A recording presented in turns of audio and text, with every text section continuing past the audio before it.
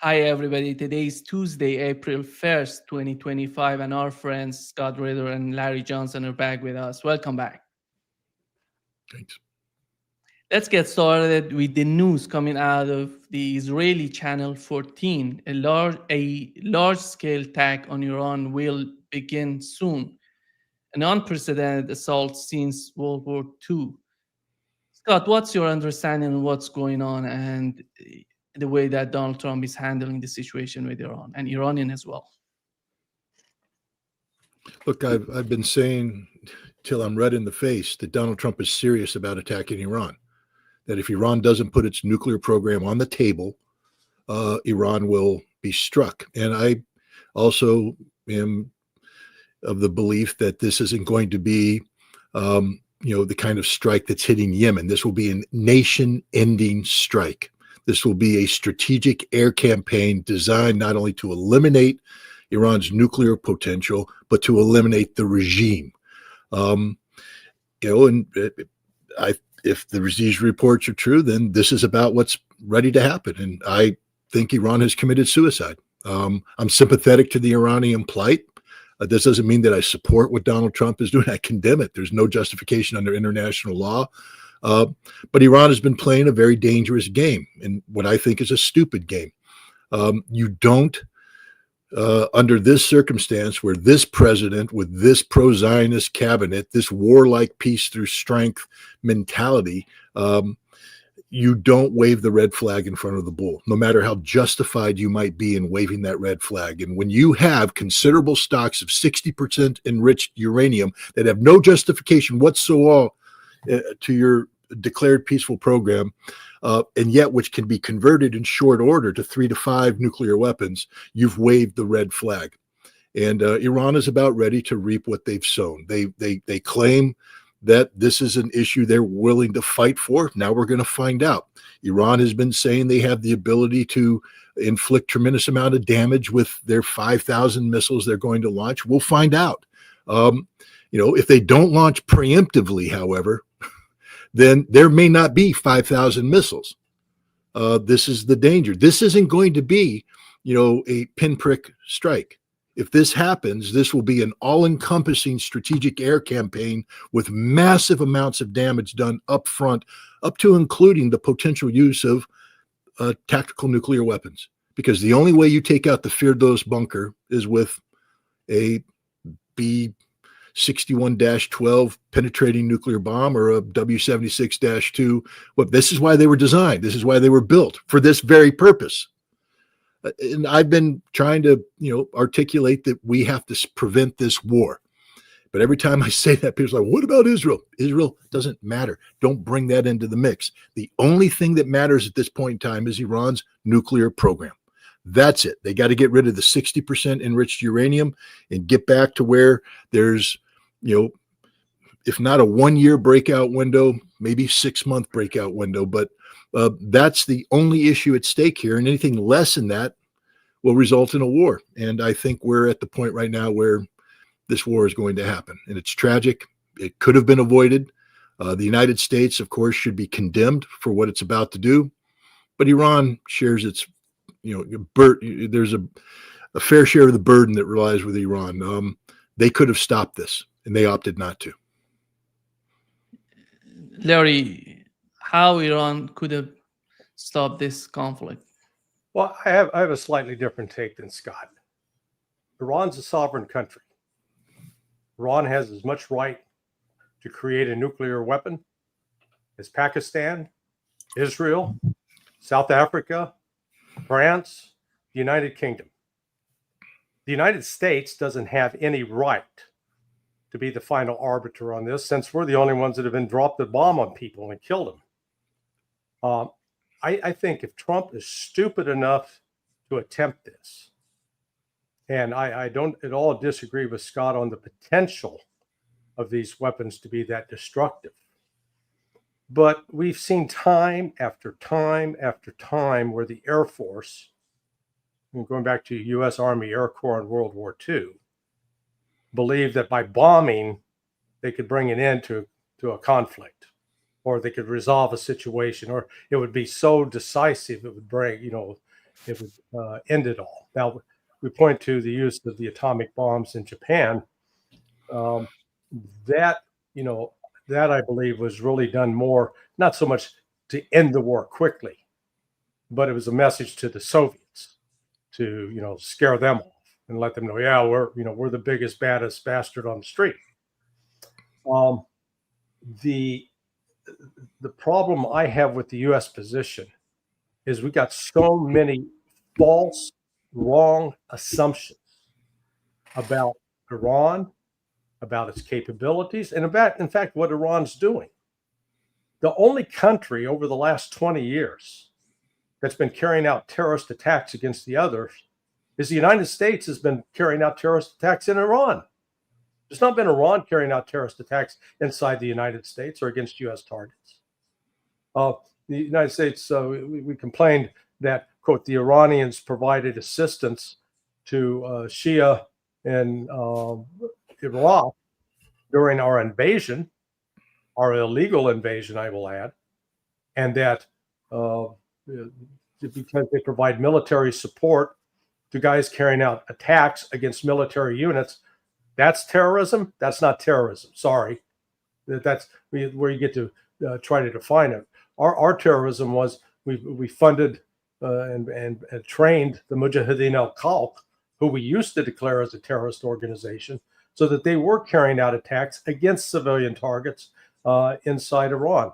The same with aid to in the Baluchistan area in southeast Iran. So, the United States has fabricated this narrative about, oh my God, we got to stop Iran at all costs. And sorry, let's total up who's got the biggest body count for killing civilians. We've got a body count in Afghanistan. We got a body count in Iraq. We got a body count in Syria. We got a body count in Libya. Iran's not out murdering people like we are. So what I fear will happen is the United States will attempt to strike. It will not be successful. It will maybe have some limited success, but it will still leave Iran in a position to start retaliating. And, they'll take out oil fields. They'll take out the Al Udeid Air Force Base in Qatar. They may even hit Israel. And then we're on the brink of World War III because, particularly if we use nukes, I don't see Russia standing by saying, oh, those Americans, those crazy guys, we'll just look past this. They've got the security arrangement in place with Iran, and China and Russia both have been conducting regular military exercises with Iran. I don't believe they're doing that just because they were bored and didn't have anything better to do. Scott, we had reports from Russia. It says that Russia has warned the United States that strikes against Iran would have catastrophic consequences. How catastrophic regional consequences? Yeah, regional consequences. Make sure you throw that word in there. Yeah, catastrophic regional which means Russia's not going to war for Iran. But you continue your question. And what you look at the way that Iranian, for the first time, we had Ali Larijani, which is so important, a very important character in Iran. He's totally connected with the government, with the elites in Iran. His family is of the elites in Iran.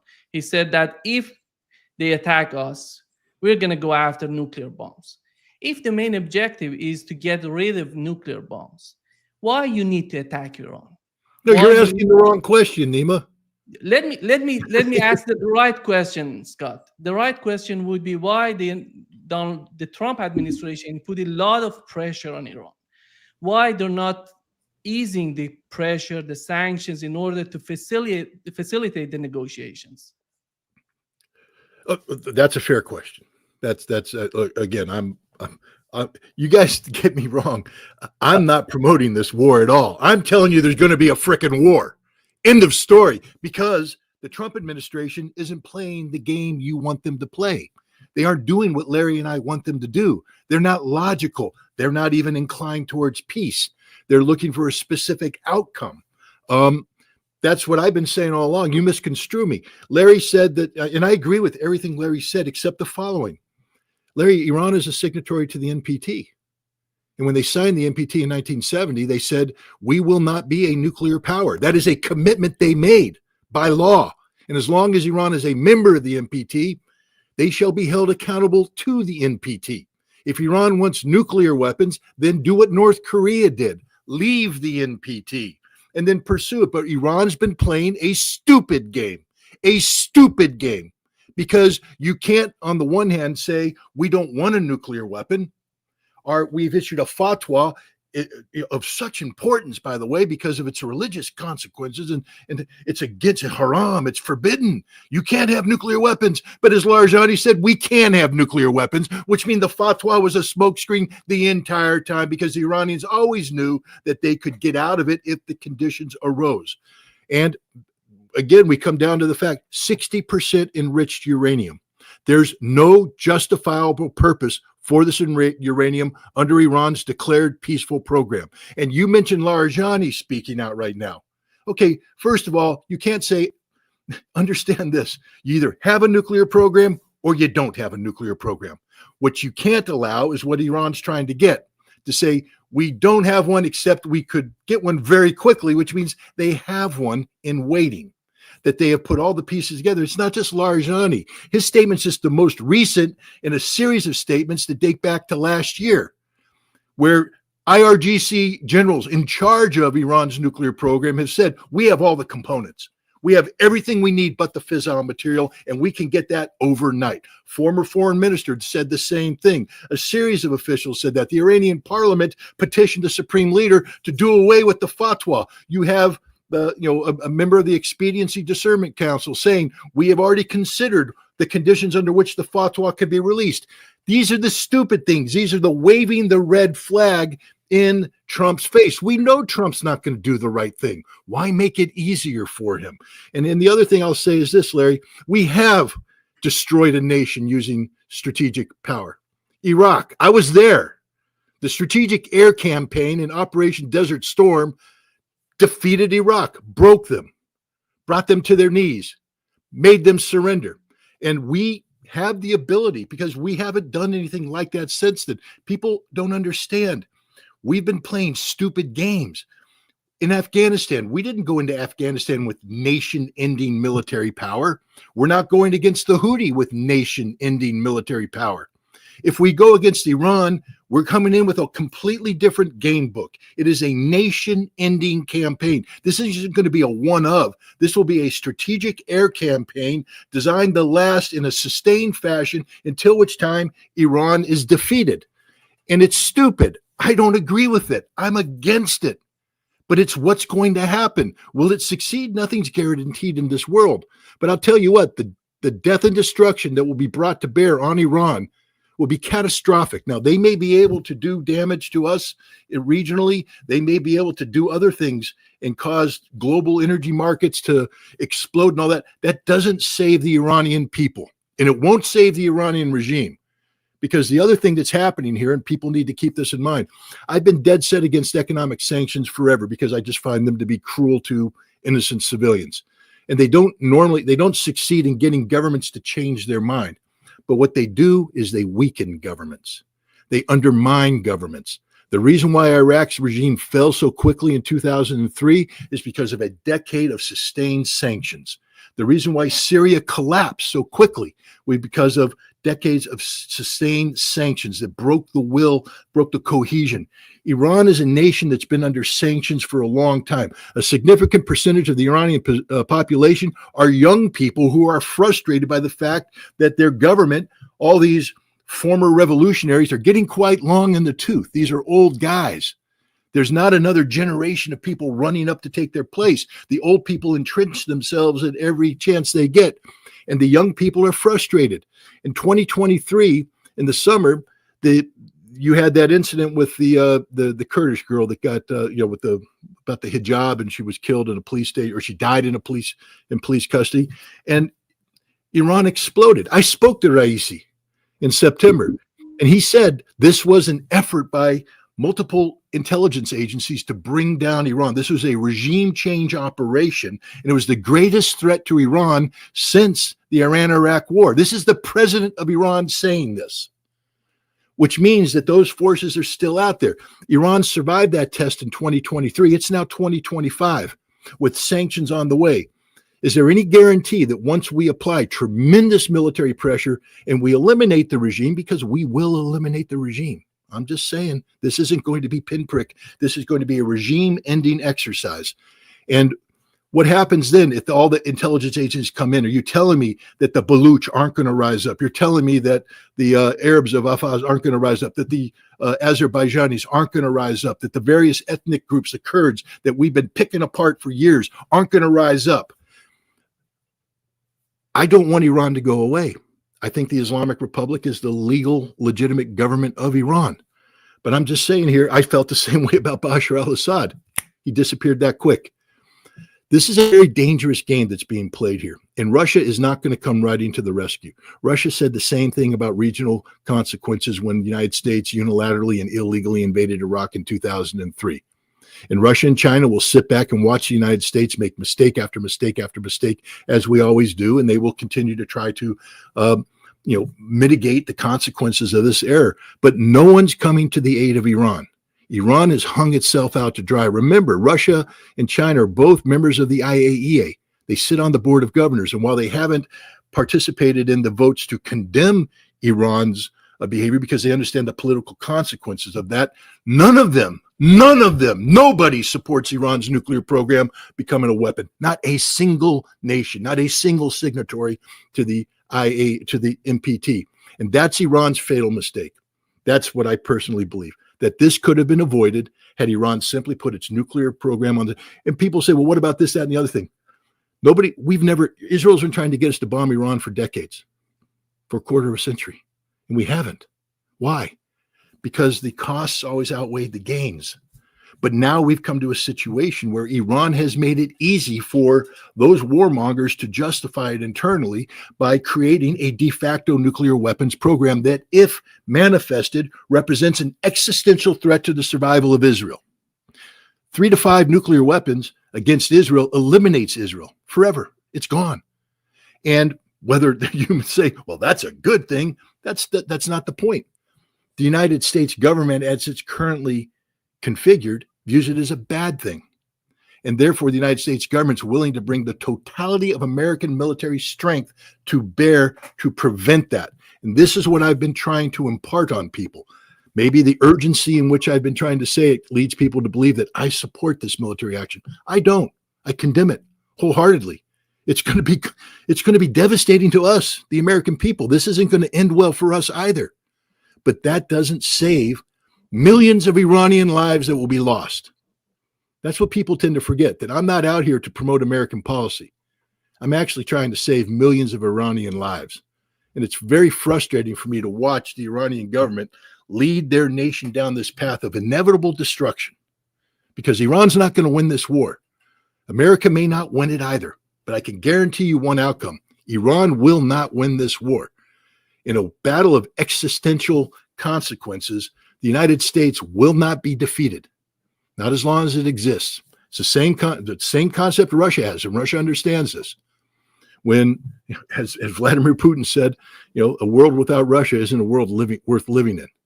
And from the mindset of the American first people that currently govern, a world where America can be defeated by an Iran is not a world worth living in. We will not lose this war.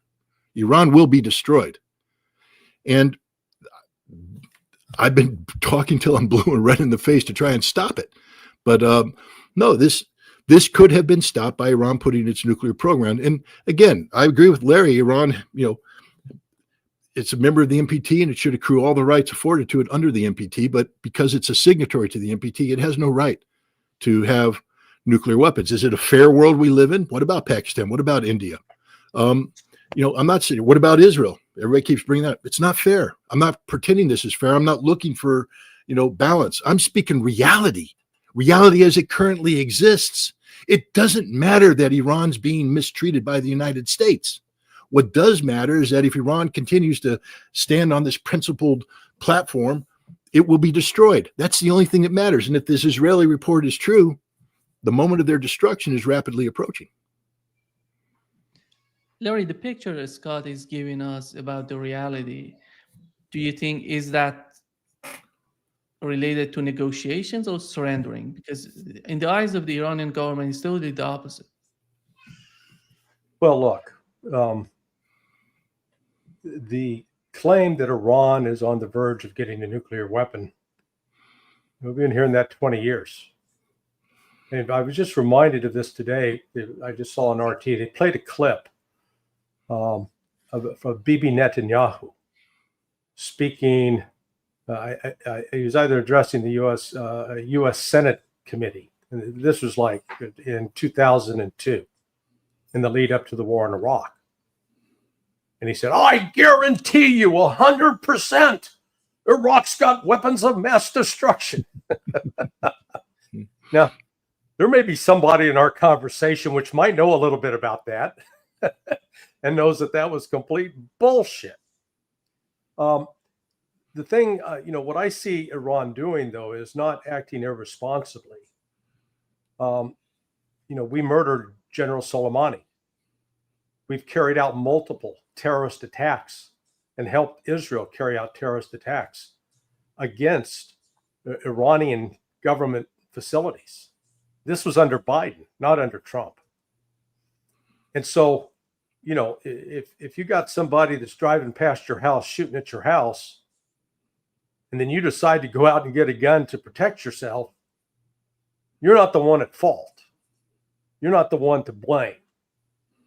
You are taking appropriate measures. Now, what we've seen, Iran may be enriching up to the level that it is, but it also took the step of signing that agreement, strategic cooperation agreement with Russia. And the language in it was carefully, you could tell, was very carefully negotiated.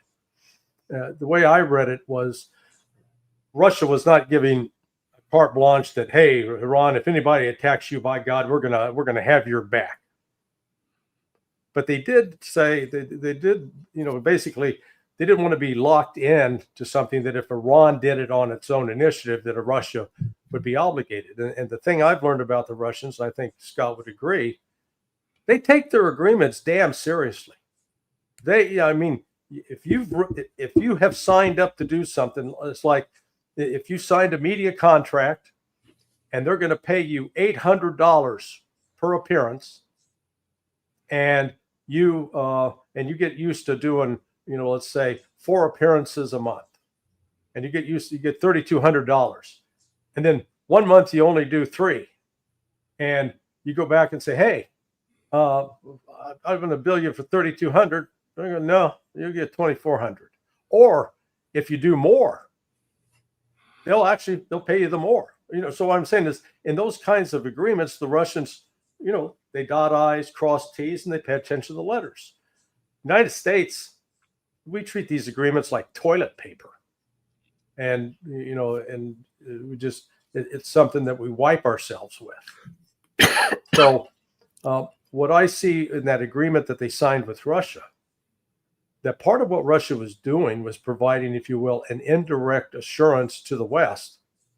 We're not going to let them develop nuclear weapons, because we're not going to have this kind of cooperating relationship, because Russia is against proliferation. It's not going to encourage it or do it a back door.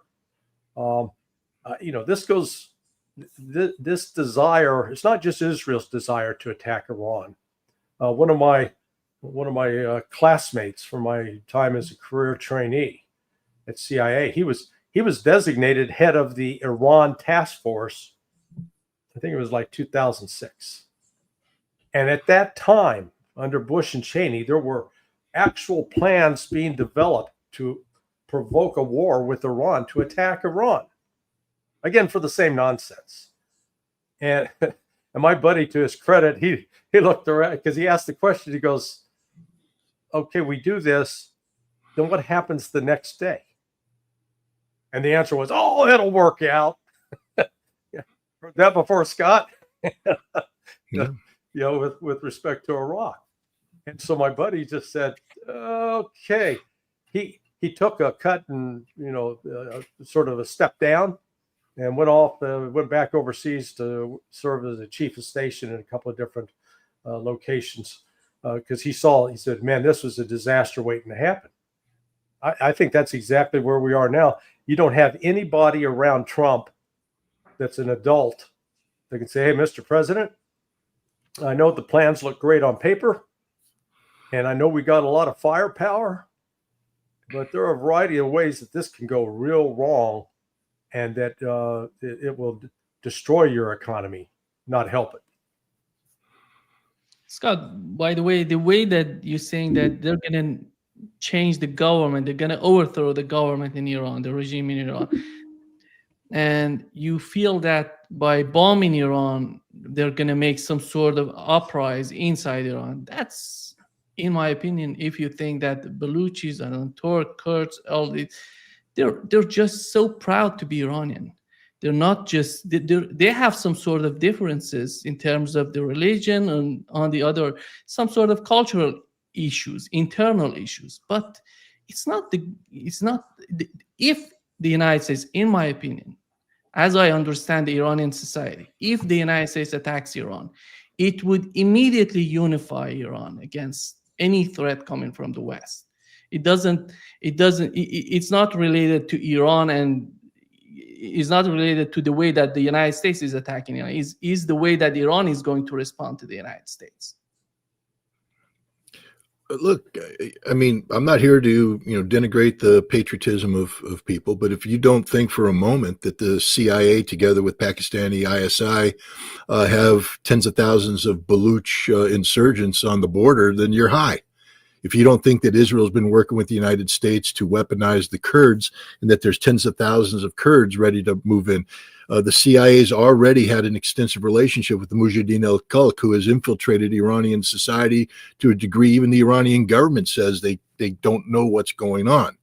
Azerbaijan's been working that issue on the north as well. The Ahvaz and the Arabs of that region. There are people out there who want harm to Iran, and they have been spending hundreds of millions of dollars over the years to create forces capable of moving in. And we saw their potential play out in the summer of 2023. And had it not been for the ability of Iran to mobilize its internal security forces, it wasn't the will of the Iranian people that defeated these people. It was brute force. Brute force brought them down. So now what happens if I plan a strategic air campaign where part of my targeting set is to take out all of the command and control and strike all of the barracks of these rapid response? And then I start throwing in the uprising. What if the uprising can't be tampered down? And what happens when you tap into a population set of under 20s or under 25 people who are frustrated and suddenly feel that the freedom is in the air? Could you have told me in a straight face in October of 2024 that if HTS drove into Homs or Hama, that they would be greeted with? You'd say no. There's not a person on the street that would have said, "Oh yeah, the Syrian population would have greeted them with open arms." No one would have thought that, and yet it happened.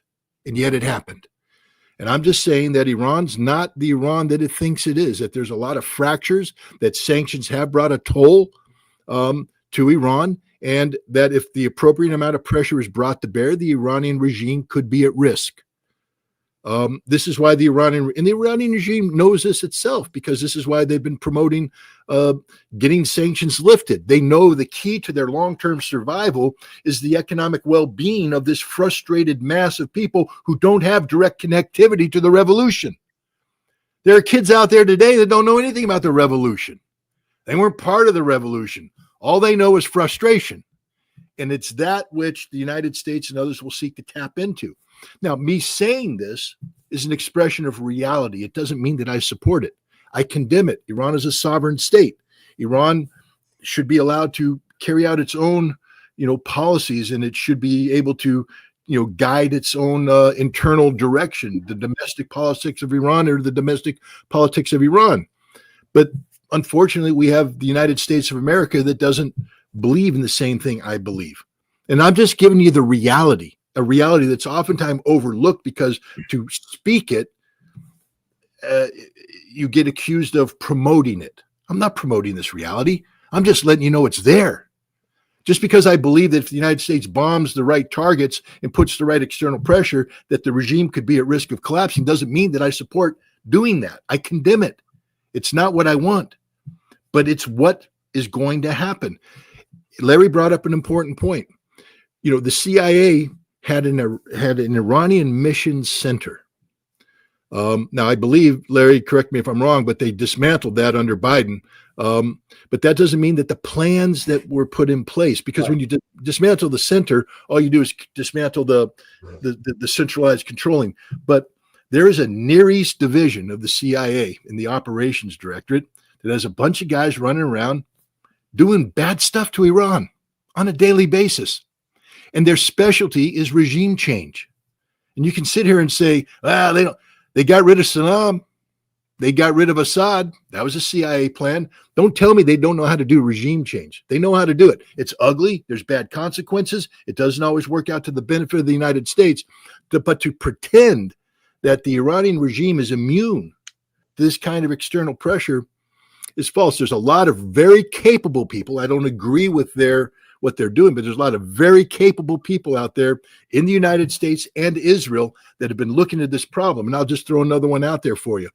Who here would have thought that the Israelis would have been able to infiltrate Hezbollah to the extent that they did? No one. But they did. And the Israelis right now are very confident about Iran, which tells me Israel's probably infiltrated Iran a lot more than we possibly know, and that the CIA is aware of that. And there's a lot of pressure points right now that can be brought to bear on Iran, which again begs the question, why is Iran bringing this thing to a head? It could have been avoided. Does it mean that Iran would have had to swallow its pride? Yeah, absolutely. Is that just and right? No, it's not. Is it fair? Absolutely not. It's not fair at all. But Iran then lives. You know, you've been saying that, and Larry said it, and it's accurate. Benjamin Netanyahu's been saying from 1995, Iran's going to have a nuclear weapon in 2 months. Iran's going to do this. Iran's going to do that. Well, what if the main IRGC newspaper publishes an op-ed where they talk to the senior people and they say, while we have emphasized that we are not pursuing nuclear weapons, the capability to acquire them and establish deterrence is another matter, one the world recognizes in Iran, with estimates suggesting we could achieve this within a week. This is not Benjamin Netanyahu saying this. This is the IRGC-affiliated newspaper in Tehran publishing this in October, and it relates exactly to statements made by a former foreign minister and a member of the Expediency Discernment Council. This isn't Netanyahu spewing Israeli propaganda. These are well-placed Iranian officials saying we are weeks away from having a nuclear bomb. And that's why you have to take this seriously. This isn't about CIA misinformation. This isn't about Israeli distortion. This is about senior Iranian officials making repeated statements since January of last year that they are weeks away from having a nuclear weapon. Iran could have they were capable of making nuclear bombs long before, and they didn't decide to do that. Right. And it seems that they're saying, as I understand it, if there is an existential threat against Iran, we're going to build a nuclear bomb. If that doesn't exist, we're not going to do that. They're capable of doing this, but they didn't do this. As the intelligence in the United States under the Biden administration, under the Trump administration, both of them have confirmed that Iran is not building a nuclear bomb. But why is that so difficult to understand?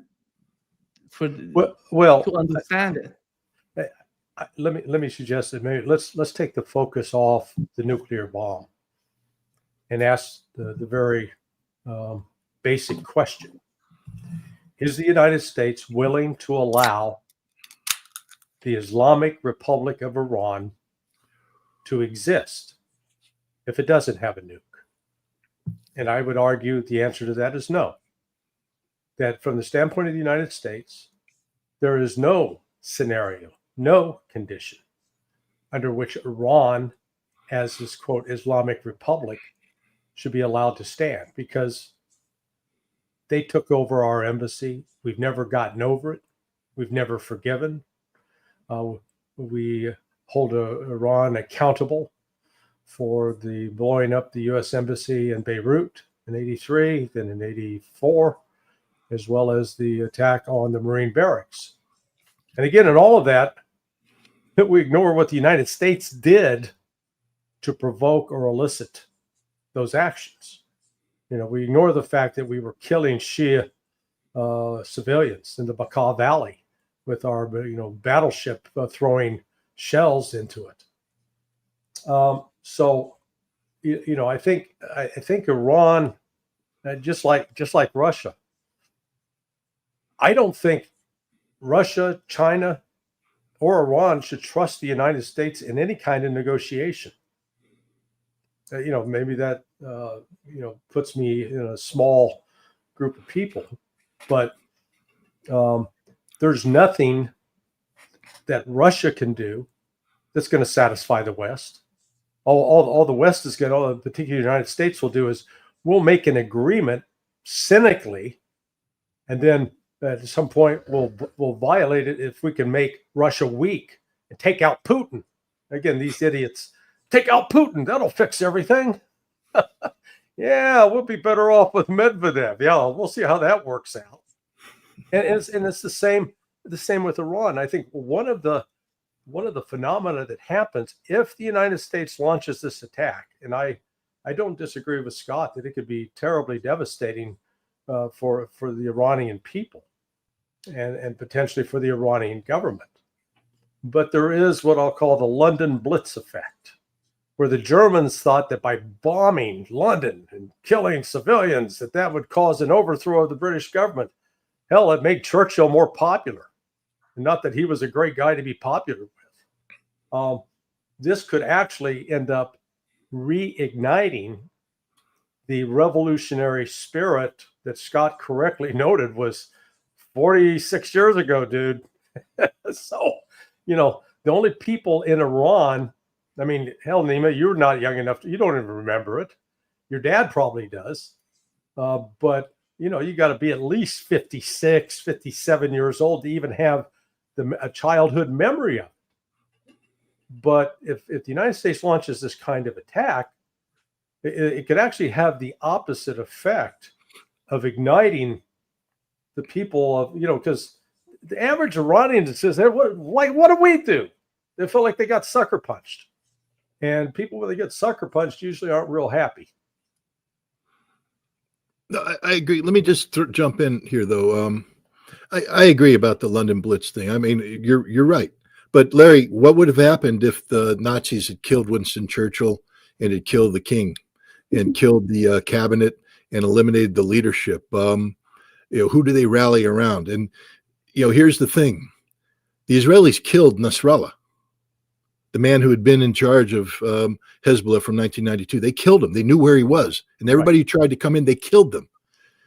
Israel killed Haniyeh in Tehran on Inauguration Day. Yeah. They knew where he was. Israel, of course, everything Larry said is correct, which is why these people who aren't stupid, the Israelis and the American planners, they might be evil. I don't agree with what they're doing, but don't call them stupid. These are very smart people. They were smart enough to get pagers in the hands of thousands of Hezbollah operatives and blow them up. Evil, violation of international law, condemnable, but they did it. They did it. And I'm just saying right now, Iran is far more infiltrated than many people believe. And the proof was Haniyeh. That was a signal. On Inauguration Day, shortly after he met with the new president, the Israelis assassinated him in a supposed secure place that nobody knew about, except the Israelis, who apparently know everything. And this is why I've been imploring the Iranians to be smart on this one. Let's also take the Russians. That agreement they had, the Russians opened the door for the Iranians to get out of this. I agree, Larry. There's no disagreement between you and I that the United States can't be trusted. I'm not here to say trust America, not at all. But let's look at Russia. The sanctions plan could have had devastating impact on Russia had Russia not been preparing for this eventuality for some time. If Russia hadn't had great relations with China, the February 4th, 2022 meeting between Putin and Xi Jinping in Beijing was a masterstroke in preemptive strike, because what they did is they locked China and Russia into a joint plan to oppose the rules-based international order before the special military operation began. And when the West imposed the sanctions, Russia had a lifeline to China, which then extended to India. And Russia has not only rode out the sanctions, but turned it around and faced them. What I've been saying for the Iranians is you need to do the same thing. You need to make BRICS work. Now, Iran got in a tough position on this because the man who helped conceive BRICS and make BRICS work, Raisi, and his foreign minister, died in a helicopter crash. And the new president, the new foreign minister, sort of jumped in midstream, and they weren't comfortable enough doing that, especially the president that said, I want to orient back to the West, as this new president has said he wanted to do. So they didn't take full advantage of BRICS, and they haven't taken full advantage of BRICS. And the Shanghai Cooperation Organization is another one that could take more advantage of, but this current Iranian regime hasn't done that. Iran, it's not that you need to have an agreement with the United States that solves all the problems with America, because you can't. America is not a trustworthy opponent. You need to buy time so that you create the foundation upon which you can say, America doesn't matter. And the way you say America doesn't matter is to eliminate any potential of an existential threat coming in. It's impossible for any presidential administration to articulate in favor of a war with Iran that could cause all of this economic consequence, harmful consequence. This is why we haven't bombed Iran. Israel's been trying to get us to bomb Iran for 25 years. And we don't do it because we understand the consequences of it. But when you create a situation where there's an existential threat, look, yes, people have been talking about Iran, but here's the difference. Iran, first of all, I disagree. Iran has not had the ability to build nuclear weapons all this time. Most certainly has not. That's why the JCPOA was a one-year breakout window. What Iran's been doing since then is getting that ability. Now they have high-end centrifuges, I think IR-6s, IR-8s, that are deployed in an underground facility in Firdo. That didn't exist before. Now it's there. That's different. You went from potential to reality. And Iran has accumulated sufficient 60% uranium, which is one step away from weapons grade. So all they have to do is cycle that through the centrifuge cascades they have installed in Firdo, and they've got fissile material. This is a unique capacity that has never existed before. So we can't say Iran had nuclear weapons capability. They never did. They do now, and that's the difference. That's the major difference, that we are talking about the reality of an Iranian weapon that is deliverable to Israel, as Iran has proved with its successful missile strikes against Israel. This changes the calculus altogether, and this is the point I've been trying to raise, is that this isn't business as usual. This is a unique circumstance in this history where the United States now will work through all of the impediments that prevented them from attacking Iran and say, no, the consequences of failure to attack are so great that we must attack. And this is Iran's fault. They didn't need to do this. They should have not allowed this to get to this level and work on building their relationship with BRICS and building their relationship with China and all that, so that not for a military alliance, but to encourage the United States to continue sanctioning them and then become sanction proofed by plugging in to BRICS and SCO. But they didn't do that. And now they brought it to a head, and they don't have the relationships they should have with Russia and China. The smartest thing for Iran to do would have allowed Russia to go forward and put in these new nuclear reactors. Let the Russians get on the ground, have Russian, boots on the ground, so to speak. Trump understands this. Remember how he talked about the mineral deal with Ukraine? There'll be Americans on the ground doing this, and that will be a block against Russia attacking Ukraine. Well, I think Trump understands that if you have Russians on the ground in sufficient numbers, that's sort of a block against an American strike against Iran as well. These are things that Iran could have been working for, not because they trust America, because they can't trust America. And therefore, you delay the potential of a strike until you have the ability to fall back on something. So you're not afraid of sanctions. So you can tell the Americans, as the Russians do what you want. How many more sanctions can America put on Russia? And it doesn't even dent them. Iran should have sanction-proofed itself, and you can only do that by preventing a war. And I just think Iran has allowed this thing to get out of control. There was no reason for it. Unless Iran has, look, Iran could flip the script right now. Let's just say, hypothetically, today in the deserts of Iran, and it has to be above ground. It can't be a below ground. Iran goes, boom, atmospheric test. There it is, guys. We have a nuke, and this is the missile. And we've got 5 of them aimed at Israel right now. And if you attack us, we launch all 5. That changes the game. That changes the game considerably, because the United States now can't afford to attack Iran because they could lose Israel. But Iran's not there. Iran's not there. You can't talk about a capability as aggressively as the Iranians are when you don't have that capability. And by talking about it aggressively, you only legitimize the need for immediate strikes in the minds of those who are promoting an attack on Iran. 2 points, Larry.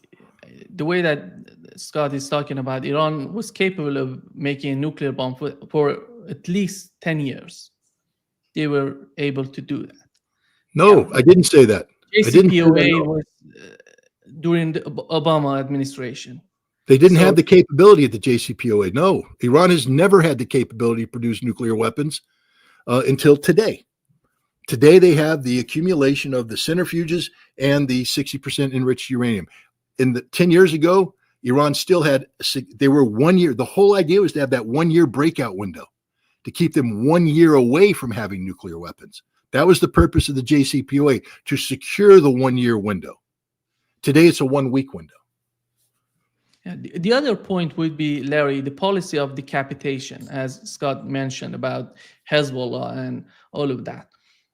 We see the same sort of strategy on the part of Ukrainians against Russia.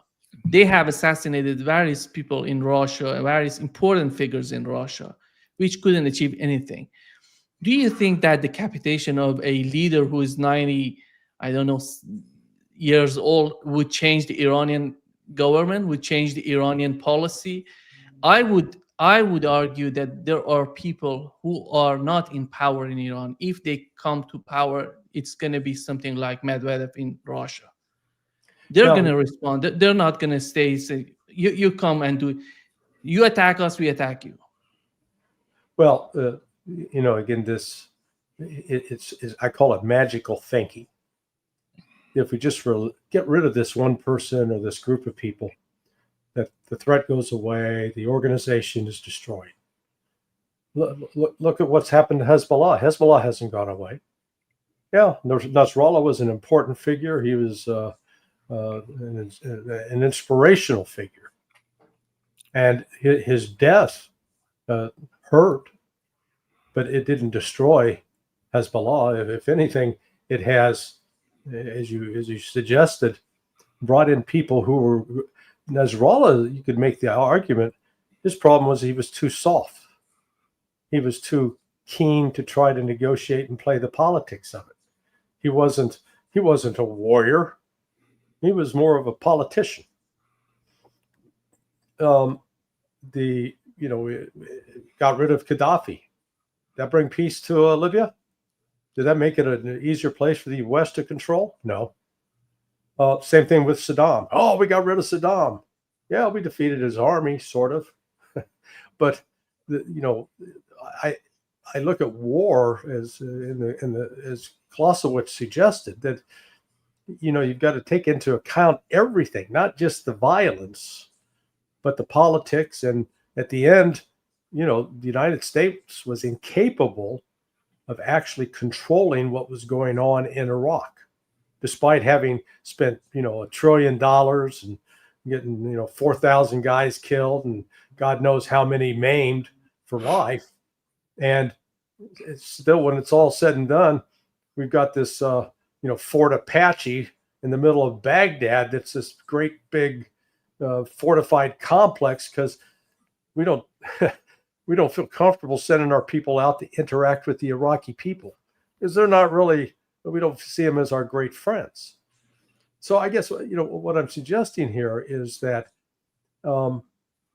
any attempt to, quote, decapitate Iran's leadership is predicated on a false assumption that the only reason Iran is what Iran is because of the Ayatollah Khamenei.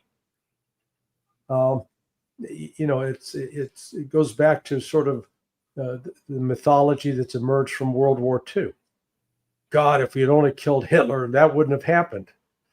I don't know if people were paying attention, but there were 1 million people willing to follow, and that believed in the ideas of Adolf Hitler, and were still willing to support it even after he was dead. You had Nazis holding commemorations for their fallen comrades. So this thing that if we just kill the one guy, it'll fix it. I think that's one of the false assumptions we're hearing. I've also heard, and I'll close on this, the Trump administration, along with our that military genius Jack Keane.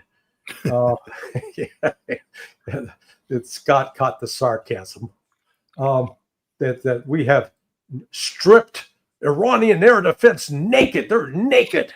They can't. They're vulnerable. All we got to do is fly in there and bomb them. Let me just suggest that Iran is not Iraq. Iran, at no point did Iraq have anything that could create a threat to our air supremacy. Nothing. Iran does. And within this, I think I would disagree with Scott that I don't think Iran has been asleep at the switch, because this relationship with Russia, what makes it new is that Russia sees Iran as that north-south corridor that will take the economy from being where it could be held hostage by the Suez Canal and the Bosphorus Straits, that now you've got a straight line to the Indian Ocean that runs up into Russia, that this is Russia's planning, not just for the next 6 months, but long term. Iran is a critical part of that plan. And to that extent, Russia is not going to let Iran fall into the hands of the West, where the West could choke it from the South. Because I think Russia correctly recognizes the United States remains an existential threat to Russia. And there's nothing that Russia can do to persuade the United States that they're friendly. They want to be a friend. They want to cooperate with us. You don't see a single person that speaks on behalf of Russia, or can at least lay out the Russia perspective, that's allowed on any of the media in the United States. Not a single person. And so that's why I said Russia. My message is the same. I said this to Lavrov off camera. Don't trust us. We're not worthy of it. Scott, the situation with Russia, do you think that we had Donald Trump threatening Iran and Russia with tariffs? And how is that going with Russia? Is Donald Trump willing to talk, willing to negotiate, while we know that Ukrainians are attacking Russia and just violating the ceasefire between the United States and Russia, between Ukraine and Russia? And how is that going to make Russia doubtful about what's going on in the Middle East? Look, I can't speak for the Russian government, and I won't. Russia's a sovereign state, and they will do what they will do. I will say this: Donald Trump has fumbled badly. If he was serious about negotiating a peace with Russia, he has fumbled badly, almost fatally so. Mm-hmm. And if I were the Russians, I wouldn't. You can't trust this man because he's not serious. The Russians sat there and gave the United States the formula to do this Black Sea initiative. And the Russians are awaiting a response. And what do they get in the interim? A threat for more sanctions, the United States greenlighting more assistance to Ukraine. The United States is not serious. It's not a serious partner here. We don't want peace. What it appears, if I were a Russian, I'd be interpreting this as the United States yet again playing a game designed to gain strategic advantage by misleading the Russians into believing we were serious about something. It goes back conversation I had with Anatoly Antonov about negotiating of the New START treaty. The Russians, this was under Medvedev, but the Russians at the time had said, we can't have a New START treaty unless we incorporate our concerns about anti-ballistic missiles. And if you remember, there's a clip where Obama turned to Medvedev, I think he was in South Korea, and said, hey, I got an election coming up, but if you just give me a little bit of time till after that election, and then I'll be able to work with you. And that was the same signal being given Antonov by what's her, Gottemuller, whoever, the American negotiator was. But she said, they said, Antonov, let's just seal the deal on New START, and we promise we'll get back to you on anti-ballistic missiles. And so the Russians naively went, okay. And Antonov, remember, he made the phone call. Okay, Ruth, I'm ready to begin, as you said. And the United States came, no, we're not going to do anti-ballistic missiles. We're not going to do it. And the Russians were lied to. And Antonov said, we were lied to. We were straight up lied to. Minsk. Russia bent over backwards to make Minsk work. And while the United States wasn't a signatory to that agreement, the Normandy framework, that was the French and the Germans and the Ukrainians, we were the advisors. We were the hidden hand. And Biden could have made Minsk work. He promised Putin in Geneva in 2021, when Putin said, if you want to stop seeing Russian troops maneuver around the Russian-Ukrainian border, the easiest way to do that is Minsk. And Biden went, yeah, we got this one. Instead, what they did is they sent Blinken to secretly begin sending javelins and stingers in September. When he's supposed to be talking about Minsk, they were preparing Ukraine for war because we had no intention of doing this. We lied to them over and over again. So now if you're the Russians, once bitten, twice shy, but they've been bitten twice recently, you can't believe the United States. You can't believe the United States at all. We're not a trustworthy partner. And I think that this peace agreement is done. The Russians, of course, will play along because they're not going to precipitate conflict and such. But I don't think the Russians believe in this peace. And I'll show you the nail in the coffin was that, all this talk about Trump going to Victory Day. I never thought that would happen, but I certainly had hoped that J.D. Vance would go, that maybe an American delegation would go. If we were serious about peace, that's what we should be working toward, is a nice symbolic gesture of, comradeship. Official state visit by Xi Jinping. China is going, and this is going to be all about the Russian-Chinese relationship. Nothing about America. And that to me tells you all you need to know about where Russia is on this run. They don't trust us, nor should they. Are they going to continue diplomatic relations? Yes, you have to. You can't allow situations to go without diplomacy. But the notion that this diplomatic engagement is going to lead to some sort of breakthrough, but no, because Trump can't be trusted. Trump doesn't have a plan. The problem is Trump talked about engaging, which he succeeded in doing. Very impressive the way he did it, sending Witkoff to meet with, Kirill Dmitriev and Vladimir Putin, and saying all the right things, whispering sweet nothings into the Russian ears, and getting the Russians to agree to meet and talk and discuss. But there's no plan for a follow through, because if there was, we'd already have a peace deal. It's there waiting to happen. But in order to do this, we have to recognize that in this conflict, there's a good guy and there's a bad guy, and the good guy is Putin. And the bad guy is Zelensky, and that the bad guy loses, and Ukraine has to lose this war. That's the reality. We can soften the blow, But Ukraine has, and they're going to lose this war. Russia will just continue doing what Russia does and grind them down, and Europe will end up looking stupid, and America will be embarrassed, and we'll be tangled up in Europe in ways we didn't want to get, while we tangle ourselves up in the Middle East. And meanwhile, China and Russia are solidifying a relationship, and the Pacific will become an impregnable Chinese Ocean by the time we begin our pivot. Trump is stupid, dumber than dirt, and he's doing horrible things right now. This bad policy all around. And ultimately, I think it will be to the demise of the United States of America. All empires crash, and some empires, accelerate their crash. And that's the direction we're heading.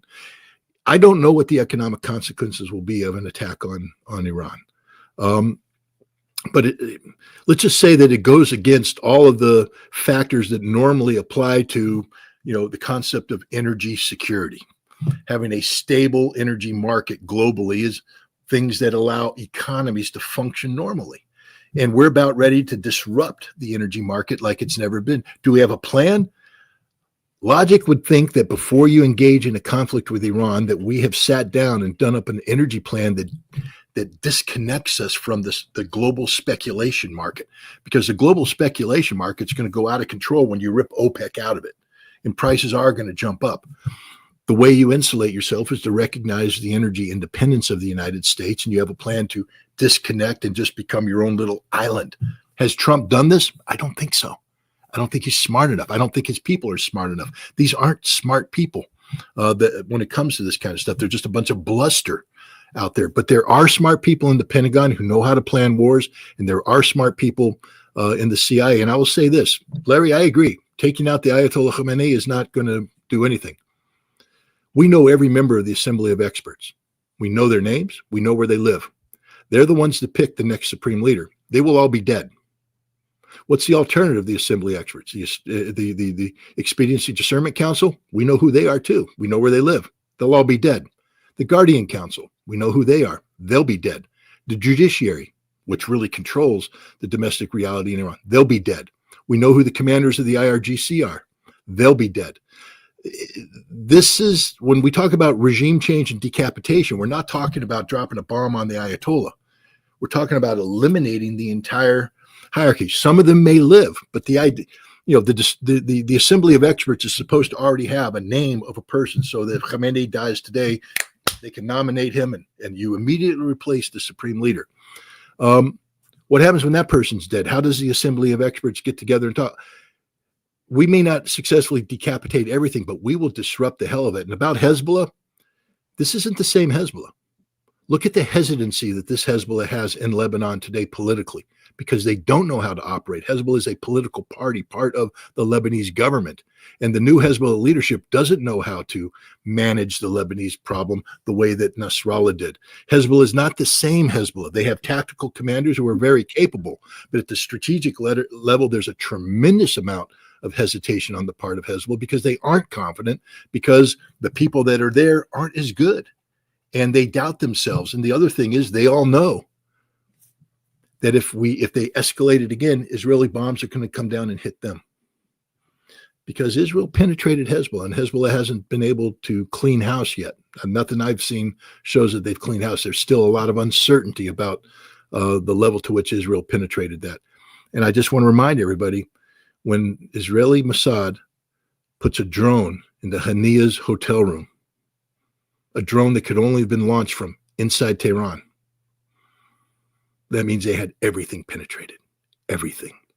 And it was done on inauguration day after Hania met with the president, which means they can kill the president anytime they want. They can kill the supreme leader anytime they want. And that's what we're talking about here. It's not just about one bomb, take out a leader. We're talking about, I think you're going to see complete decapitation, or at least an effort to do so. Let me say something, Larry. In those days, in the early days of this revolution in Iran, there was a decapitation in Iran, and they could assassinate, I would say, 90% of the people who were so much important to the establishment in those days, establishment of the revolution, and the people who were in charge of revolution. that didn't change anything. I would say the people who came in power right after them, it was nothing changed.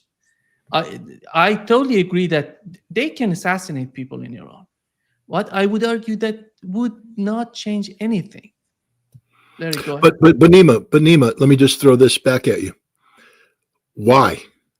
Because the revolutionary committees that exist on every street corner in Tehran were full of There are in 19-year-olds. layers, Scott. There are in layers. 19-year-olds were on the side of the revolution.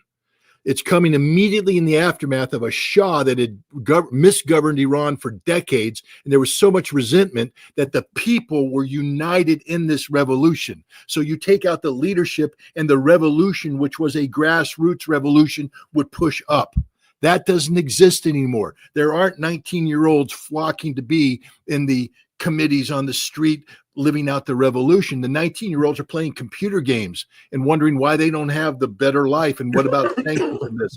That's the difference, is that you don't have that same revolutionary fervor that exists at the grassroots. That's the difference. And let me say something, Scott. I know Iran very well, and I know that they're living better than us here in Brazil. I would argue that they're living better than us. The quality of living is higher than what we're having here in Brazil. I would assure you. And that's why I assume that the sort of assumptions that you're making, you're taking into the account, they're not so much accurate. And I don't see that happening. I literally don't see the Iranian government that much fragile to just break down, just to be destroyed. Larry, join us. Well, I always say, let's look at the day after. So we can take whether we use violence or we use a popular uprising to overthrow a government. The question comes, what happens the day after? Look at, we got rid of Bashar al-Assad. Has that made Syria a more stable, safer place, something that the West can more easily control? I would argue no. In fact, Israel, in fact, had a hand in that, and it's like it almost cut off its head in the process. And what I mean by that is Israel, as Scott has alluded to in Iran, had penetrated all of Syria's military and intelligence agencies. So they knew exactly what was going on in terms of Iran's dealings with Syria. When you get rid of Jelani, when Jelani comes in and wipes all that out, all of a sudden, all your access has disappeared. They actually end up sort of blinding themselves. I think I would want to question Scott on the assumption that these folks in the Pentagon are so smart and able, in light of the New York Times article that came out on Monday about the secret war in Russia. Because Adam Enthouse certainly wrote it from the standpoint that, oh man, all these great American generals, if those Ukrainians had only listened to those great American generals, they would have won this war. Instead, it's those dummies, Zaluzhny and Syrskyi, that have screwed it up. Well, when you read that Enthouse account, and they're saying what a great plan they had for the Ukrainian counteroffensive, and it's just the damn Ukrainians didn't follow our plan. These geniuses in the Pentagon didn't provide any air cover for the advancing Ukrainian units. And Scott, by virtue of being a Marine, he was trained in combined arms, okay? So he knew all about, you don't just put the ground force out. If you got a naval force offshore, you want to use that. If you've got air power, you want to use that. You got to use a combination of offensive vectors to help sustain your attack. And yet these goddamn geniuses in the American side didn't understand that, or if they understood it, they just said, "Oh, screw it, it's not important." So I put this planning for Iran in the same category. This same kind of hubris born of arrogance and the false assumptions. And let me just illustrate one of those false assumptions right now. Mark Thiessen, former Bush speechwriter, has just put out an article about how, man, the Russians are on the ropes. Listen to this. The Russian defense industrial base cannot keep up with the current pace of losses. According to ISW military analyst George Barros, Russia loses about 350 tank and artillery barrels each month, but can only produce 20 replacements. At current attrition rates, the Wall Street Journal reports, Russia will run out of tanks sometimes next year. That, boys and girls, is pure, unadulterated horse shit. It's a lie. But the problem is, people around Trump believe it. People in the Pentagon believe it. And we saw, based upon that intelligence national threat assessment that was released, I guess a week ago Monday, that the friggin' intelligence community believes some of this nonsense. Oh, Russia suffered devastating troop losses, and no, they can't sustain it, and the economy's really struggling. It's just not true. I've only been to Russia 4 times in the last since December of 2023. I certainly, and I had someone, not tell me to my face because they're too much of a coward, but someone say, "Oh, Putin he's just showing Larry a Potemkin village." Yeah. Putin, man, he's so powerful. He can take a city of 20 million people and get them all to perform for him to just fool Larry Johnson. I mean, but this is how these people think. And so when they turn to Russia, there is no thinking. They don't even brief. Either Trump has not been briefed, or Trump's been briefed and he's ignored it. But Vladimir Zelensky in 2022 wrote out a directive, call it a new law, stipulating that no one, including him in Ukraine, can talk and negotiate with Vladimir Putin. No one. And if they do, you get killed. So now Trump's saying, well, Putin, you got to talk to Zelensky. Putin's going, that's against the law. Not my law, it's their law. Tell you what, you get them to change that first, happy to go along with it.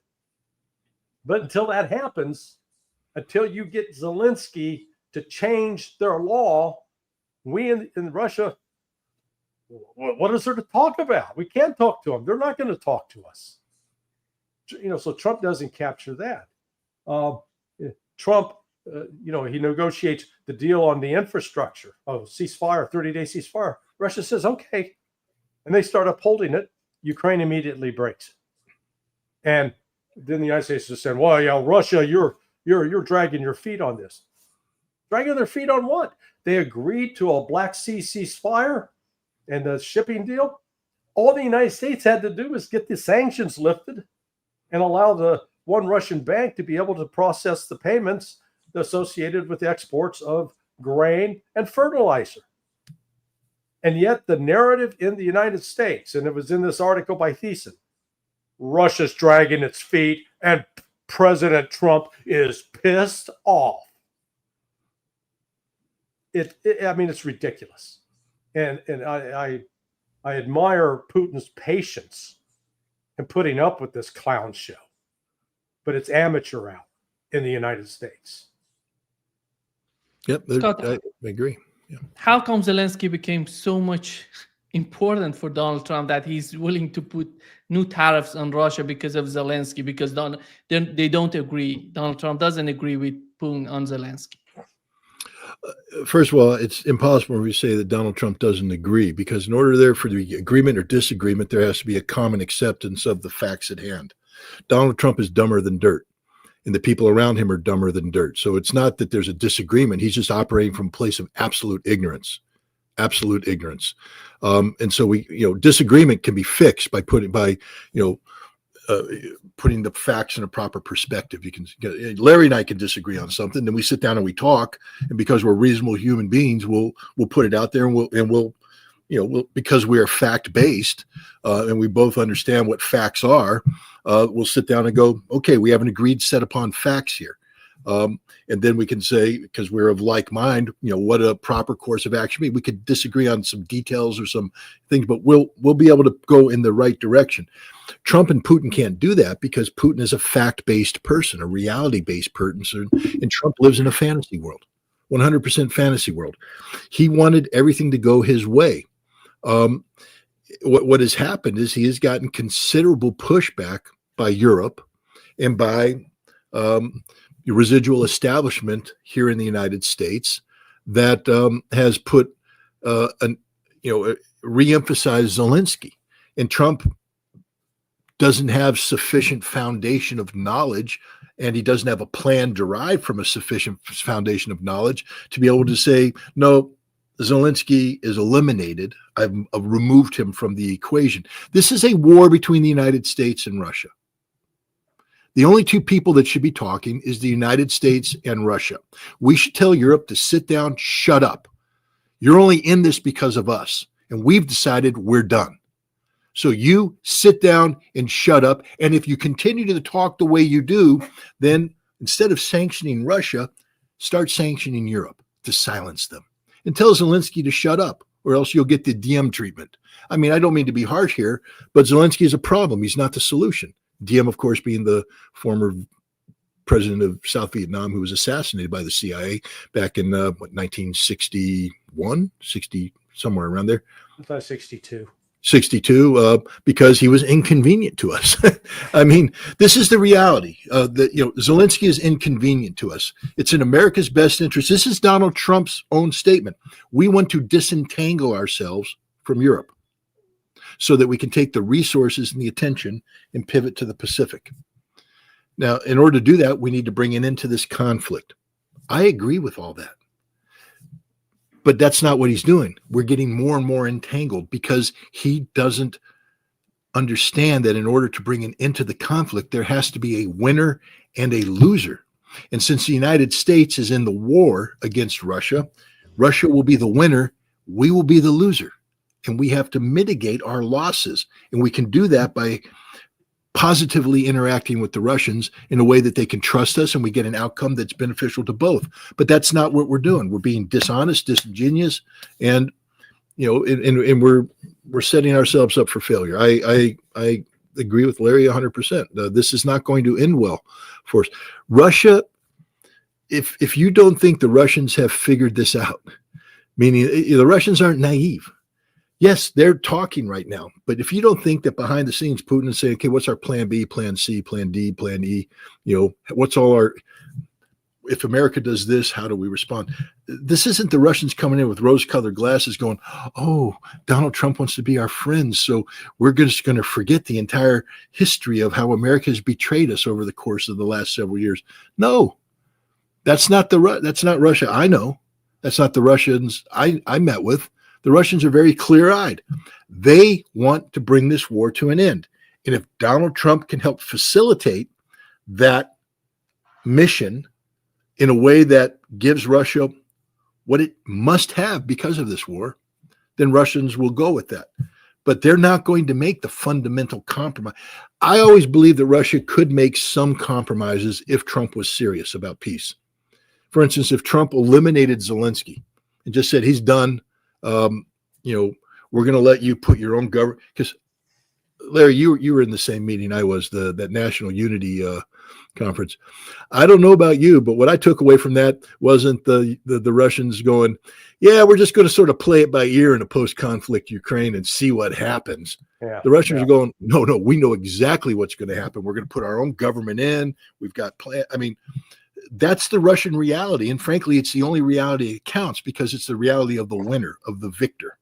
And Trump needs to align himself with that reality. And there's things you can do. You can say, okay, I understand you want to replace the government, but, could we do this? Could we do that? And maybe the Russians will negotiate a little bit here, there, as long as their strategic objectives met.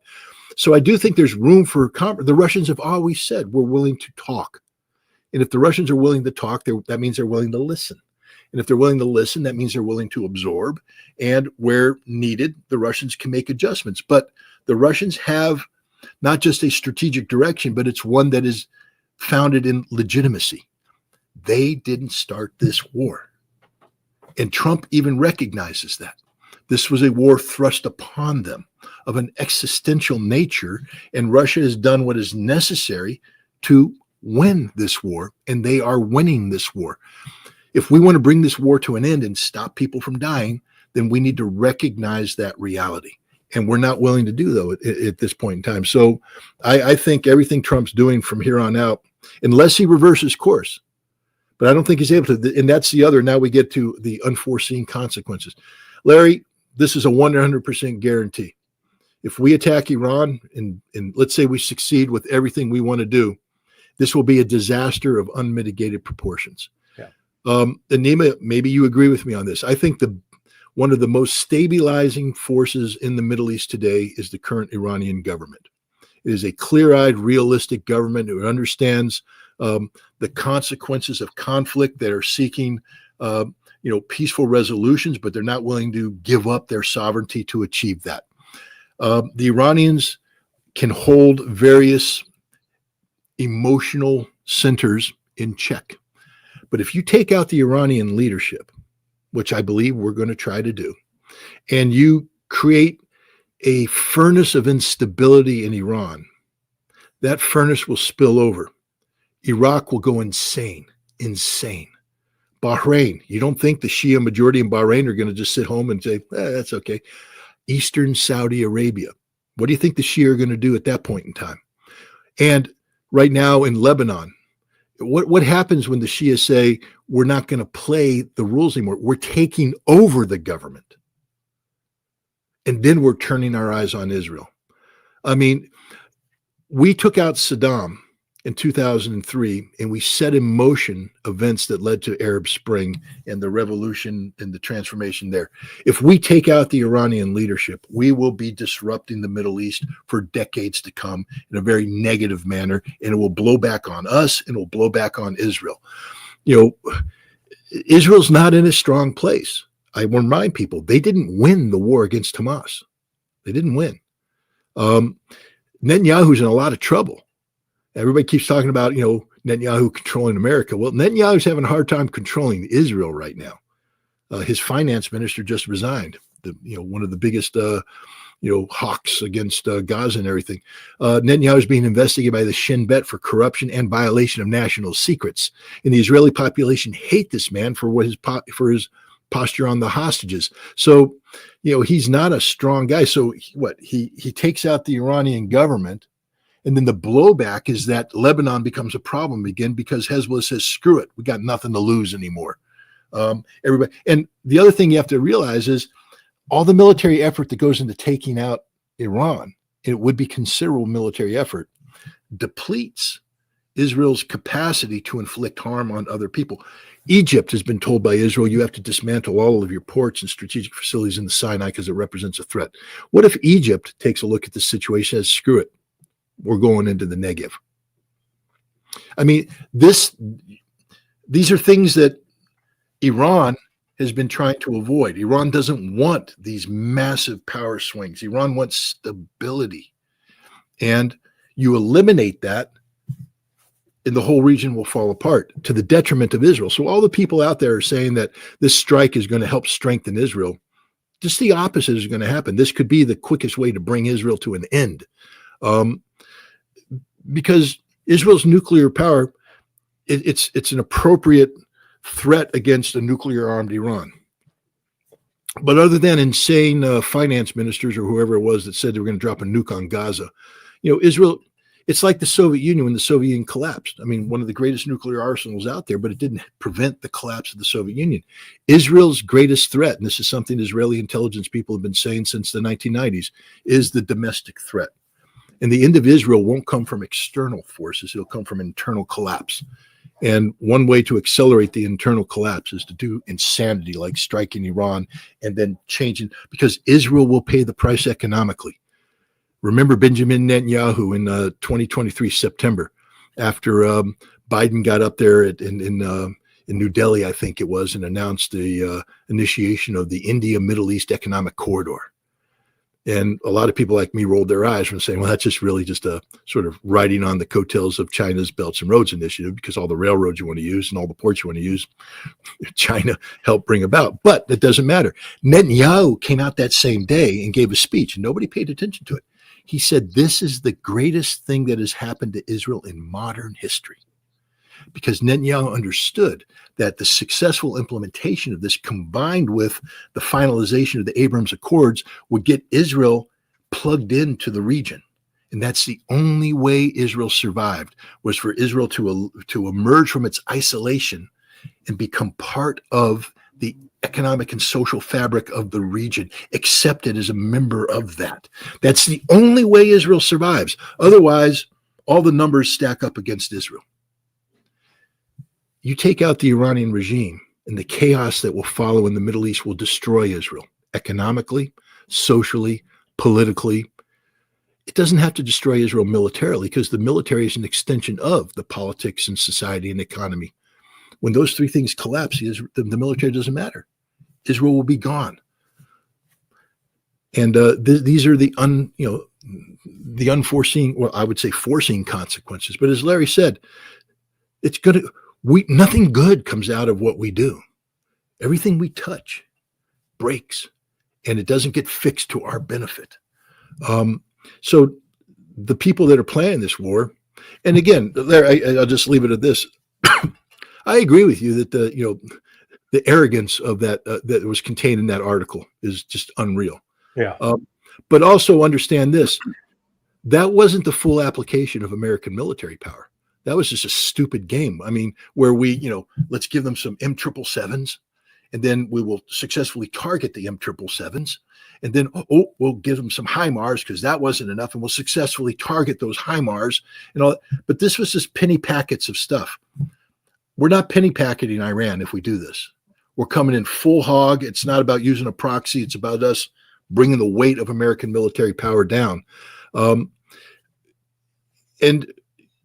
I'm not saying that could change the war in Ukraine, because we know, Larry, you know this, if we tried to do that to Russia full scale, they'll just eliminate our satellites. And then we got nothing, because we can't communicate, we can't target, we can't function. I don't think Iran has the ability to eliminate American satellites. I don't think Iran has the ability to disrupt the what we call, having information supremacy, the ability to control all aspects of information in a conflict to our advantage. Iran can't disrupt that. Russia, of course, could, but Iran can't. I just think this is going to be a different war being fought. And when you say the Pentagon, we know the Pentagon, for instance, in the conflict with Iraq in 2003, they didn't have a day after plan. No, yeah, not at all. And it collapsed. But they did have a plan how to get to Baghdad. They didn't even know the difference between Sunni and Shia. No, they didn't. Of course not. But they had a plan to get to Baghdad. Yeah. And they did get to Baghdad. That's my point. We have a plan to do something. But the day after, you're 100% correct. We have no clue what's going to happen, and we don't have smart people thinking about it, because if we did, they'd be saying, don't do it. Yeah. Because all the smart people in Iraq said, don't do it. You know who used to be a smart guy? Dick Cheney.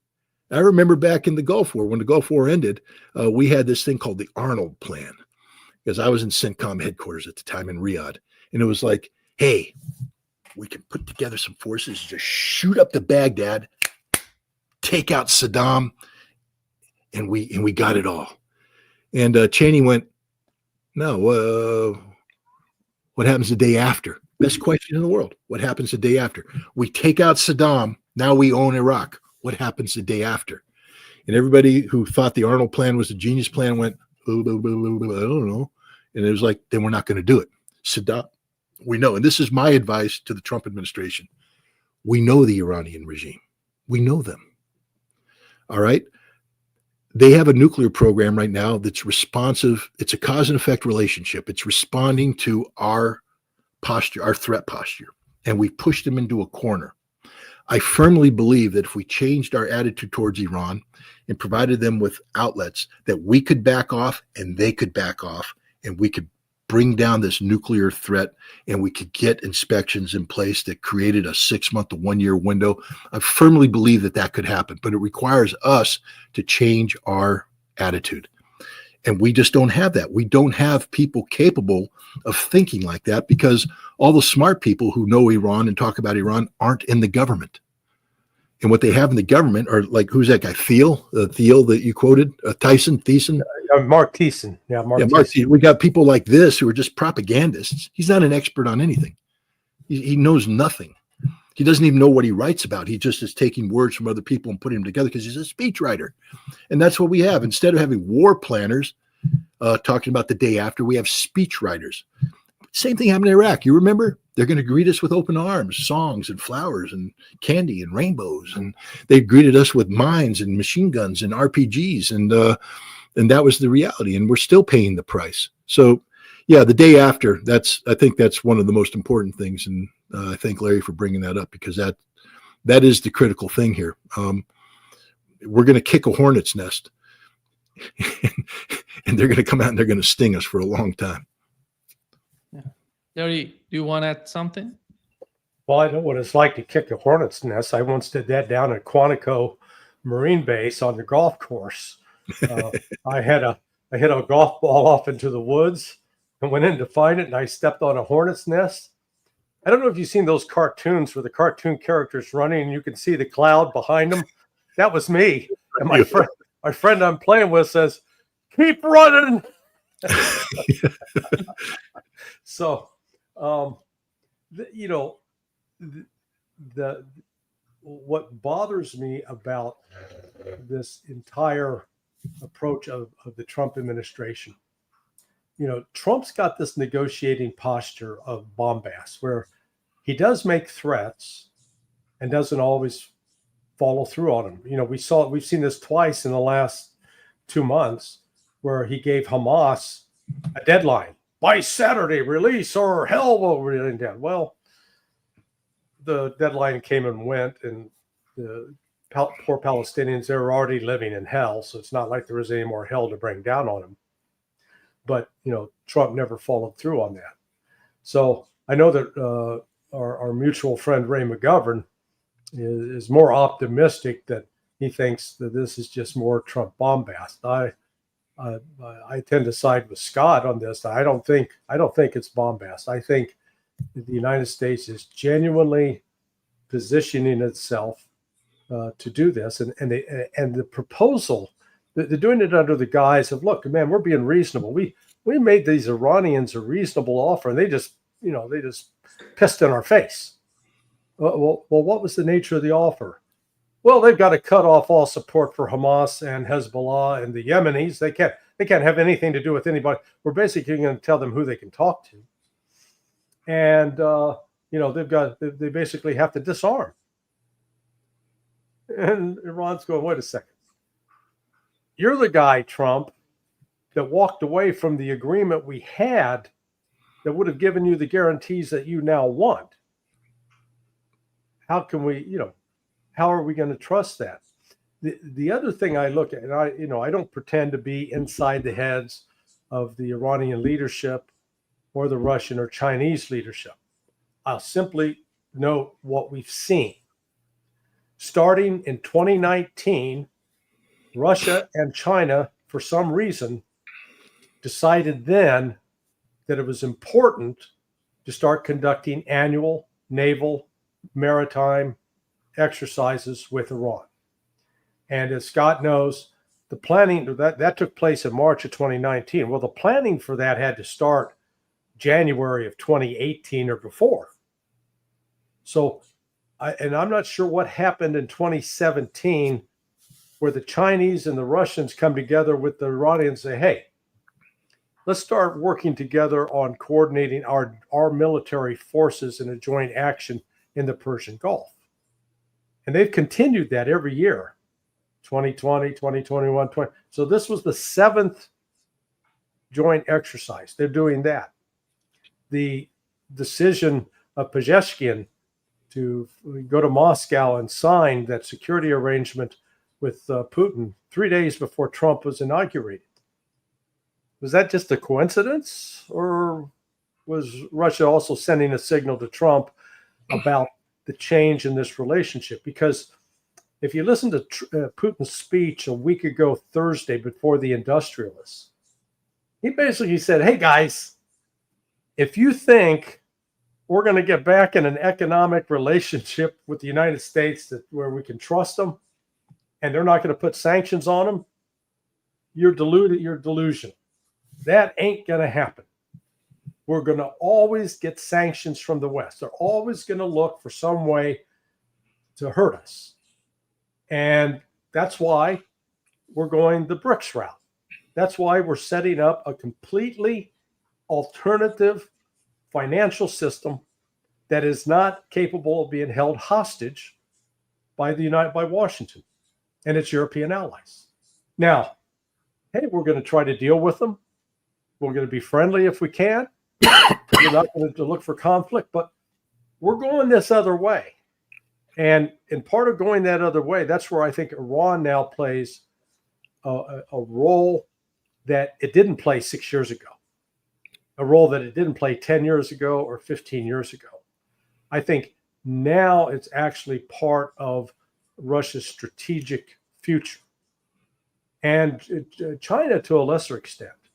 But, and I'm not sure how to weigh or measure all of those in terms of how they figure into calculations about responding to an unprovoked U.S. attack. But we know this, just as it was revealed in the Signal Gate chats, that the attack on Yemen was not provoked by some action by the government of Yemen, by the Houthis. It was entirely an unprovoked attack by the United States in order to, quote, send a message about what a bunch of tough guys we are. And, I think sometimes we're writing checks with our mouth that our ass can't cash. Just before Scott, do you have something to add? Why would I even try to add something? That's the perfect way to end it. Just to let our audience know that Scott Ritter, because of your position on the case of Iran, many people are attacking you. I'm not happy with that sort of attitude on the part of the people who are, before this position on the part of Scott, they were supporting you, and right now they're attacking you. That's not a correct way to criticize somebody. You can criticize, but you cannot insult anybody, because Scott Ritter is a dear friend of this show, this podcast. We respect his view, his understanding. He knows very well what he's talking about, and he has his own point of view, and we have to respect that. Hey, let me just pop in one thing. I think Scott's actually sort of disrespecting you today, because I saw him a week ago Thursday. He was wearing a suit and a tie. Man, he had the Class A civilian uniform rocking. That's because I was talking to Maria Zakharova, and you got to treat Russian women with respect. Okay, yeah. All right. And Nima, I treat you with respect too, but you have to admit, Maria is like, the protocol is a different protocol altogether. Absolutely. Since you brought it up, Nima, let me just put it this way. I have no problem with people disagreeing with me. I mean, that's what debate, dialogue, discussion is. But I do have a problem with people that, one of the things that's irritated me to no end are the people, we've been following you for so long and you've betrayed everything you stood for. I've betrayed nothing, because if you know who I am, everything I've said here is consistent with the stance I've taken. If you don't think for a second that I was the toughest son of a bitch ever to walk into Iraq because my strict insistence that the Iraqis comply with every aspect of Security Council resolutions requiring them to disarm, despite the fact that the United States government had no intention of lifting sanctions, the CIA was trying to overthrow, all the conditions that exist today where the hypocrisy of the American government existed back then, including a desire for regime change. But they respected me then for doing what? For insisting that international law be complied with to the letter. I'm a treaty guy. I cut my treaty teeth in the INF treaty. Where I want to remind people, in the spring of 1990, we had a major crisis that could have ended the treaty.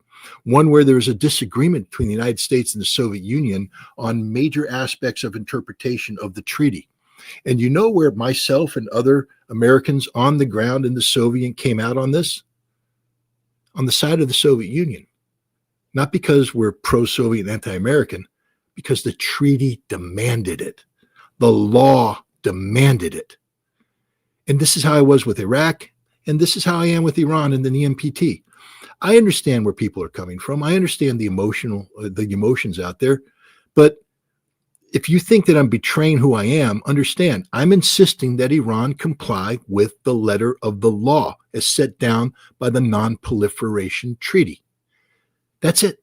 If Iran doesn't want to do that, then they need to get out of the treaty. But you can't have your cake and eat it too. And when people say that I'm betraying everything because I'm failing to recognize all of these other factors, you're wrong. I'm aware of all of these other factors, probably more than they are. I'm just simply saying that the best path for Iran out of this conflict is adherence to the NPT, because you would defang the American argument for attacking. Does it mean that the United States wouldn't go forward with this? I mean, because people always remind me, everything you did, the United States still invaded Iraq in 2003. That's not on me. That's on America. But I can guarantee you we would have definitely invaded prior to that had I not tried to inject some common sense. I want to remind people that we were originally scheduled to go in the fall of 2002. And the reason why we didn't is that I went to the Iraqi parliament and pleaded to the Iraqi parliament to allow UN weapons inspectors back in without preconditions for the full adherence to international law. That's who I am. If you don't like it, that's fine. I'm cool with that. But let's get off your high horse here. I've betrayed you. I've betrayed me. I haven't betrayed anything. I am who I am. You either like it or you don't. But don't sit here and say that I've changed. And it's insulting in the extreme to say that somehow I've yielded to the pressure of the United States government. You just don't know me if you think that's the case. I haven't yielded anything, and I never will. I haven't made any deal with the devil. Me and the Israelis aren't meeting in secret. I don't have a bank account full of shekels. I'm the same guy. I'm just trying to stop a war with Iraq. That's what I'm trying to do. That's my motivation. I'm trying to save the lives of millions of people that will otherwise be lost or permanently affected by a conflict between the United States and Iraq. And I have chosen a path that people could disagree with. That's okay. Larry, I love Larry to death. Larry disagrees. Nima, I love you. You disagree. That's okay. We had a civil conversation here today. Yeah. Premised on some fundamental disagreements. But that's how people learn. That's how people learn. They get exposed to different ideas, and then they're able to assimilate them and come up with their own opinions. But you don't learn by insulting people. I didn't sit here and go, Nima, you're an ignorant son of a bitch who's never been, you don't know what you're talking about. I didn't do that because, A, it's not true. But B, how is that conducive to anything? Larry, you're full of Larry. Larry, you went to Russia 4 times. Yeah. First of all, Larry, we do have to talk about this $800 figure. I want to know who your agent is because I never offered anything like that. But I know that's hypothetical. But my point is, rather than engage in ad hominems and all this kind of stuff, we had a discussion. Sometimes it got a little heated. Sometimes, but not heated in terms of personal insults. Heated in terms of us forcefully expressing our point of view, and that's good. That kind of exchange is invaluable. But this attacking and all that stuff is, as you said, it's kind of. But just so you know, it's water off a duck's back. If you think I wake up in the morning worrying about social media approval, again, you don't know me. Thank you so much, Scott and Larry, for being with us today. Great pleasure as always. Always fun to be with Scott. Take care, Scott and Larry. Never a dull moment. Yeah, that's for sure. All right, guys. Bye-bye. Right. Bye-bye. Take care.